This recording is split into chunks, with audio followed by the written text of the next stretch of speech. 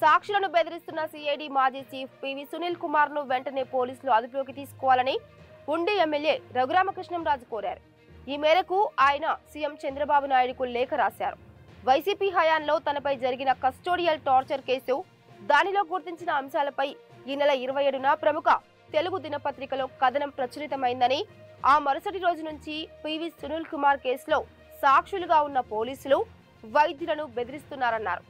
ఆయన్ను వెంటనే పోలీసులు కస్టడీలోకి తీసుకోవాలని రఘురామకృష్ణంరాజు కోరారు. తన ఫిర్యాదు మేరకు అప్పటి CM Jagan, doctor Prabhavati, Vijayapal, PSR Anjaneyulu, PV Sunil Kumar పై జూలై 11న పట్టాభిపురం పిఎస్ లో హత్యాయత్నం కేసు నమోదైందని తెలిపారు. ఈ కేసులో 4వ నిందితుడైన విజయపాల్ అజ్ఞాతంలోకి వెళ్లిపోయారని రఘురామ లేఖలో తెలిపారు. ఇప్పుడు పివి సునీల్ కుమార్ సాక్షుల్ని బెదిరించడం చేస్తున్నారని, అందుకే వెంటనే ఆయన్ను పోలీసులు అరెస్టు చేయాలని ఎమ్మెల్యే రఘురామ తన లేఖలో పేర్కొన్నారు.